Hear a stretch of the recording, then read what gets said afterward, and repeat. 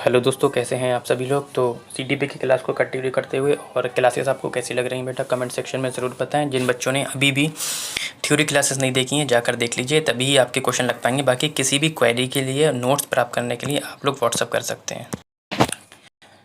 पहला क्वेश्चन कहता है कि मूल्यांकन का केंद्र क्या होना चाहिए। ठीक, तो पहले तो हमें पता होना चाहिए मूल्यांकन होता क्या है। ठीक, पहले मैं बता दूं, मूल्यांकन जो है किसी को भी पास या फेल करने के लिए नहीं होता है। मूल्यांकन का सीधा सीधा उद्देश्य होता है कि आप बच्चे का निदान करिए और उसके बाद उपचार कर दिए, यानी कि बच्चा कहाँ कमी कर रहा है, उसको किस माध्यम से सिखाना चाहिए।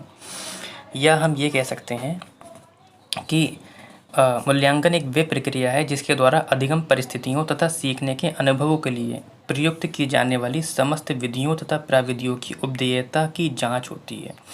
मूल्यांकन शिक्षक एवं शिक्षार्थी दोनों के लिए ही पुनर्बलन का क्या करता है, कार्य करता है। ठीक, क्लियर हो गया। अब पढ़ते हैं ऑप्शन। कहता है अधिगम करता, यानी कि जो सीखने वाला है क्या नहीं कर सकता है, इसका चित्रण करना है। नहीं, चित्रण नहीं बनाना है आप लोगों को। कक्षा के दूसरे बच्चों की तुलना में अधिगमकर्ता के प्रदर्शन पर स्पष्टीकरण करना। देखो, तुलना नहीं करनी है बच्चों के बीच में, ठीक, क्योंकि हर बच्चा अपने आप में क्या होता है, अनोखा होता है। मानक वर्ग में बच्चों की लेबलिंग करना, देखो मानक बना देना, लेबलिंग कर देना, ये भी ऑप्शन आपका गलत है। किसी की भी लेबलिंग नहीं करना है, सीटेट में निगेटिव ऑप्शन होता है। एक ही ऑप्शन बचता है काटने के बाद कि अधिगमकर्ता क्या पर कैसे सीख रहा है, इसका वर्णन करना। बिल्कुल, मैंने अभी बताया आपका कि बच्चा कैसे सीख रहा है, आप उसका निदान करिए, फिर उसका उपचार कर दीजिए। ठीक, क्लियर हो गया। क्वेश्चन नंबर 14 कहता है कि निम्नलिखित में से कौन सा विकल्प एक सामाजिक रचनावादी कक्षा कक्ष जिसमें बच्चों की व्यक्तिगत ज़रूरतों का ध्यान रखा जाता है की व्याख्या करता है। बहुत ही अच्छा क्वेश्चन है आपका। हमसे पूछा है कि सामाजिक संरचनावादी कक्षा कक्ष में, ठीक है, कहते हैं बैठने की तय व्यवस्था, ठीक, शिक्षकों का केवल निर्देश देने, बच्चों द्वारा तथ्यों को स्मरण करने, या बच्चों को आपस में चर्चा करते हुए समूह में कार्य करना। देखो, अगर मैं रचनावादी को वाइगोस्की, जीन पियाजे, कोलबर्ग से जोड़ूं, तो मैं रचनावादी को पहले वाइगोस्की से जोड़ता हूँ।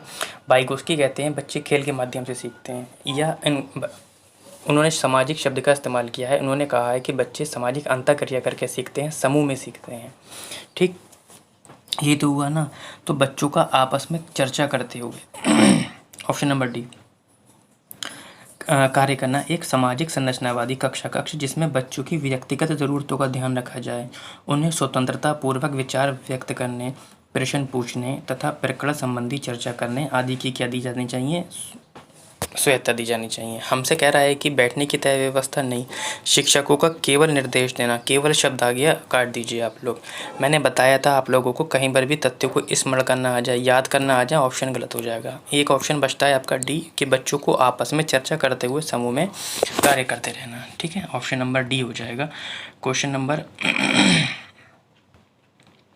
15 कहता है कि निम्नलिखित में से कौन सा प्रश्न कक्षा में समालोचनात्मक सोच को बढ़ावा देने का सही उदाहरण है। समालोचनात्मक का मतलब होता है कि एक चीज़ को कई तरीके से सोचना, या इसे हम सृजनात्मकता से भी जोड़ सकते हैं।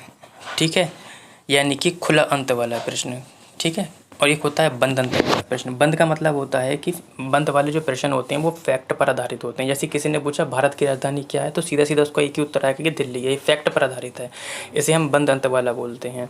ठीक है, समालोचनात्मक मतलब होता है सृजनात्मकता से जुड़ा हुआ, यानी कि खुला अंत वाला प्रश्न। खुला अंत का मतलब होता है कितने और कितने 10 होते हैं। तो यहाँ पे क्या है, समालोचना, यानी कि यहाँ पे सृजनात्मकता का खेल है। सृजनात्मकता बच्चे के अंदर आ जाएगी।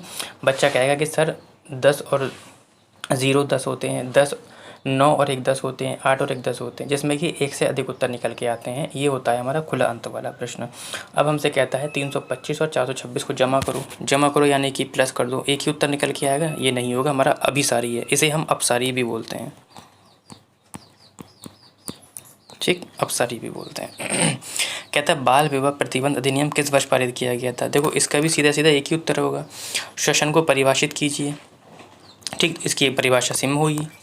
ठीक है, इन्हें अपने शहर में प्रदूषण के विभिन्न कारणों का विश्लेषण कीजिए और प्रदूषण करने के विभिन्न उपाय बताइए। अब देखो, इसके एक से अधिक उत्तर निकल के आएंगे। यानी कि कक्षा में समालोचनात्मक सोच को बढ़ावा देने के लिए बच्चों से अपने शहर में क्या करवाएंगे हम, कि विभिन्न कारणों का विश्लेषण करवाएंगे, प्रदूषण करने के विभिन्न उपाय सोच पाएंगे। प्रश्न करने पर संबंधित उदाहरण सही होगा है ना। जैसे आप सोचिए कि प्रश्न करने पर संबंधित उदाहरण सही होगा। समालोचनात्मक यानी इसे हम इंग्लिश में बोलते हैं क्रिटिकल थिंकिंग। किसी वस्तु या कारक के विषय में विस्तृत जानकारी, उसके कारण, गुण, लाभ, समस्या समाधान आदि के विषय में पूर्ण ज्ञान को दर्शाता है। इसे हम कहते हैं अपसारी। ठीक है, फिलहाल हमारा जो ऑप्शन होगा ऑप्शन नंबर डी होगा। सीधा सीधा मैंने आपको बता दिया, किताबी भाषा थी जो मैंने बाद में बोली, समझ में नहीं आई होगी। फिलहाल आपको सिर्फ इतना ही समझना है। खुला अंत का मतलब होता है कि एक से अधिक उत्तर दे पाना उसके। बंद का मतलब होता है फैक्ट पर आधारित होता है। क्वेश्चन कहता है कि निम्नलिखित में से विद्यालयों में समावेशन की संस्कृति को दर्शाता है। समावेशन पढ़ा चुका हूँ अच्छे से। कहता है विद्यार्थी की ज़रूरतों को पूरा करने के लिए विविधीय आकलन को बढ़ावा दिया जाता है। विभिन्नता और विविध परिप्रेक्ष्यों को हतोत्साहित किया जाता है। विद्यालय में कुछ विद्यार्थी ही अविवादित और समाहित महसूस करते हैं। विद्यार्थियों को उनकी योग्यताओं के आधार पर स्थायी समूह में बांट दिया जाता है। अगर मैं ऑप्शन काटने की बात करूं, भले ही आपको आंसर नहीं आता है इसका, फिर आप ऑप्शन काटिए। काफ़ी इजी होता है सीटेट को पास करना। आराम से 120 नंबर आप लेके आ सकते हैं, बस आपको ऑप्शन को काटना आना चाहिए। अब मुझे सपोज़ कीजिए समावेशन को पता ही नहीं है कि समावेशन होता क्या है। अब मैं ऑप्शन को काटूंगा जो मुझे निगेटिव दिख रहा है। विद्यार्थियों को उनकी योग्यता के आधार पर स्थायी समूह में बांट दिया जाता है। मैंने आपको बताया था कि समूह में नहीं बांटना है योग्यता के आधार पर, कि ये गधा है, ये ब्रिलियंट है, इसको इसमें रखा जाए, इसको इस ग्रुप में रखा जाए, ये सब गलत होता है। विद्यालय में कुछ विद्यार्थी ही, देखो यहाँ पे निपात आ गया, आप विवादित और समाहित महसूस करते हैं, ये भी ऑप्शन आपका गलत हो गया। ठीक है, ही आ जाए, केवल आ जाए, परिभाषा आ जाए, व्याख्या आ जाए, सब गलत होता है। कह रहा है विभिन्नता और विविध परिप्रेक्ष्यों को हतोत्साहित किया जाता है। अगर यहाँ पे प्रोत्साहित होता तो ठीक होता। ये कह रहे हैं विभिन्नता को हतोत्साहित किया जाता है, यानी कि सभी को एक सा ही पढ़ाया जाता है, ये भी गलत है। अब बताओ, मुझे आंसर नहीं पता था फिर भी मैं आंसर तक पहुँच गया, यानी कि ऑप्शन नंबर ए हो जाएगा आपका। यानी कि विद्यार्थी की ज़रूरतों को पूरा करने के लिए विभेदी आकलन को बढ़ावा दिया जाना चाहिए। यानी कि जैसा बच्चा सीखना चाह रहा है वैसे ही आपको सिखाना है। यदि कोई बच्चा कम सुनता है उसे आगे बिठा दीजिए, कोई बच्चा कम देख पाता है उसे आगे बिठा पा दीजिए, या उसको चश्मा का इंतज़ाम करवा दीजिए। ठीक, कोई अगर मंद बुद्धि है तो उसको 1 सवाल दीजिए, कोई को कुशाग्र बुद्धि है उसे 10 सवाल दीजिए। तो इस तरीके से आपको काम करना है। ठीक है, विविधता एवं विभिन्नता परिप्रेक्ष्य को प्रोत्साहित करना है। सभी को समान रूप से सीखने तथा आगे बढ़ने के अवसर प्रदान करना आदि विद्यालयों में समावेशन की संस्कृति को दर्शाता है। ठीक है, क्लियर, आगे बढ़ते हैं। क्वेश्चन नंबर आपका 18 कहता है कि सांस्कृतिक रूप से विविध विद्यार्थियों वाली कक्षा में एक शिक्षक को निम्नलिखित में से किससे बचना चाहिए। हमसे कह रहा है कि किससे बचना चाहिए, ये ध्यान रखना है। आपकी कक्षा कौन सी है? विविध विद्यार्थियों वाली है, यानी कि अलग अलग संस्कृति से लोग आए हैं। ठीक है, हिंदू, मुस्लिम, सिख, ईसाई, पहाड़ी, चीन, मतलब हर तरीके का बच्चा उसमें आया हुआ है। तो आपको किससे बचना चाहिए, आपको ये इसका आंसर कम से कम आप लोग कमेंट सेक्शन में आंसर लिखा करें, जिससे कि क्या होगा, आपको आंसर याद हो जाएगा। कहता है चर्चा में विविध संस्कृतियों के उदाहरण लाना। कहता है कि प्रभावी संस्कृति के लिए उपयुक्त पाठ्यक्रम और शिक्षण शैली विकसित करना। यह कहता है कि विद्यार्थियों को अपनी संस्कृति की अनूठी विशेषताओं को साझा करने के लिए प्रोत्साहित करना। यह विद्यार्थियों के बीच सम्मान और स्वीकृति को बढ़ावा देना। ठीक, तो हमसे पूछा है कि शिक्षक को बचना किससे चाहिए। यदि आप एक शिक्षक है तो आप क्या करेंगे, आप लोग कमेंट सेक्शन में मुझे बताइए। देखिए, शिक्षक को सदैव किसी प्रभावी संस्कृति के लिए उपयुक्त पाठ्यक्रम और शिक्षा शैली से विकसित करने से बचना चाहिए। यानी कि किसी एक शैली का इस्तेमाल आप नहीं करेंगे। यानी कि सपोज़ कीजिए कोई बिहार से आया है तो केवल मैं बिहारी हिसाब से पढ़ा रहा हूँ, बाकी संस्कृति के हिसाब से नहीं पढ़ा रहा हूँ, उसी के हिसाब से एक्टिविटी करा रहा हूँ। आपको बस इसी काम से बचना है। यानी कि ऑप्शन नंबर 2 देखिए, प्रभावी संस्कृति के लिए उपयुक्त पाठ्यक्रम और शिक्षा शैली से विकसित करना है, शैली विकसित करना, ये इसी चीज़ से आपको क्या है, बचना चाहिए। देखो, सांस्कृतिक रूप से विविध विद्यार्थी वाली कक्षा में एक शिक्षक को चर्चा में विविध संस्कृतियों के उदाहरण का प्रयोग करना चाहिए। ठीक है, ऑप्शन नंबर ए आपका ठीक है। विद्यार्थियों को अपनी संस्कृति की अनूठी विशेषताओं को साझा करने के लिए प्रोत्साहित करना चाहिए, जिससे कि वो हम समझ सकें कि बच्चा क्या क्या देख कर आया है। ठीक है, ये वाला भी ठीक है आपका, और आपका ये वाला भी ठीक है। ठीक, साझा करने के लिए प्रोत्साहित करें तथा विद्यार्थियों के बीच सम्मान और स्वीकृति की संस्कृति को बढ़ावा देने आदि कार्य करने भी चाहिए। ठीक, ऑप्शन नंबर ये भी ठीक है। लेकिन बेटा हमसे पूछा है कि कौन सा काम नहीं करना चाहिए, इसलिए ऑप्शन नंबर हमारा हो जाएगा 2 हो जाएगा। ठीक है, जबकि शिक्षक को सदैव किसी प्रभावी संस्कृति के लिए क्या नहीं करना चाहिए, पाठ्यक्रम शिक्षण शैली विकसित नहीं करनी चाहिए, है ना। क्वेश्चन नंबर 18 कहता है कि निम्नलिखित में से किससे विद्यार्थी की अक्षरों और शब्दों के पढ़ने, उनकी व्याख्या करने और उन्हें समझने की क्षमता सीधे प्रभावित होती है।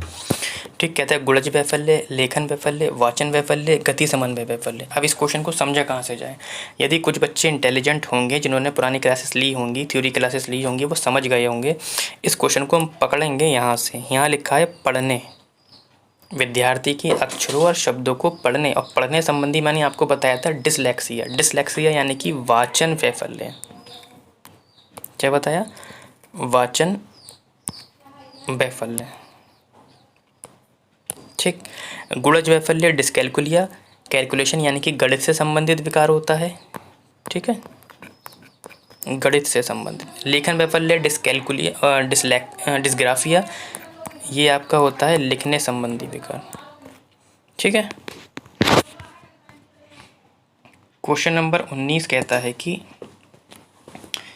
गतिक दिव्यांगता वाले विद्यार्थियों का सफल समावेशन सुनिश्चित करने के लिए निम्नलिखित में से किससे बचना महत्वपूर्ण है। देखो फिर से हमसे कह रहा है कि किससे बचना चाहिए। गतिक दिव्यांगता वाले विद्यार्थियों का सफल समावेशन सुनिश्चित करने के लिए आपको किससे बचना चाहिए। कहता है ऊपरी मंजिल पर। देखो अगर किसी को पैर में परेशानी है या पैर में दिव्यांगता है, ठीक, तो आप क्या करेंगे, उस बच्चे के लिए एक व्हीलचेयर का इस्तेमाल करेंगे। व्हीलचेयर जो होती है पहियों वाली। या आप ऐसा नहीं करेंगे कि आप ऊपरी मंजिल पर उसकी कक्षा लगा देंगे, अब जाने के लिए कोई साधन ही नहीं है। ऐसा काम नहीं करेंगे। मैंने आपको जब वो पढ़ाया था तो सब उसमें पॉइंट लिखवाए थे, आप लोग क्लास जाकर देख लीजिए। पहला ऑप्शन है कि ऊपरी मंजिल पर कक्षाओं, पुस्तकालयों और प्रयोगशालाओं का आवंटन करना। यही तो नहीं करना चाहिए आप लोगों को। अगर आप करेंगे तो फिर लिफ्ट का इस्तेमाल कराइए, है ना, क्योंकि वो पैर से चल नहीं पा रहा है। तो ऑप्शन नंबर तो यही होगा। फिलहाल नीचे भी पढ़ते हैं। कहता है कि विद्यालय के सभी क्षेत्रों को रैंप और लिफ्टों में समतल करना। ये ऑप्शन ठीक है, लेकिन उत्तर नहीं होगा। लिफ्ट इस्तेमाल करेंगे। विद्यार्थियों की आवश्यकताओं के अनुसार अनुकूलित करेंगे। बिल्कुल जो बच्चा जैसा है उसके हिसाब से अनुकूलित होगा। बैठक की व्याख्या में उचित समायोजन करना। ये भी ऑप्शन ठीक है, लेकिन उत्तर नहीं होगा। समझ आ गया। यदि गतिक दिव्यांगता है यानी कि पैरों से, तो आप क्या करेंगे, उसकी कक्षा जो होगी नीचे ही करेंगे, ऊपर नहीं करेंगे। या तो ऊपर करेंगे भी तो आप क्या करेंगे, लिफ्ट का इस्तेमाल करवाएंगे। अपने स्कूल में एक लिफ्ट लगवाएंगे जिससे कि बच्चा आसानी से उस पर जा सके। ठीक, तो आज के लिए इतना ही।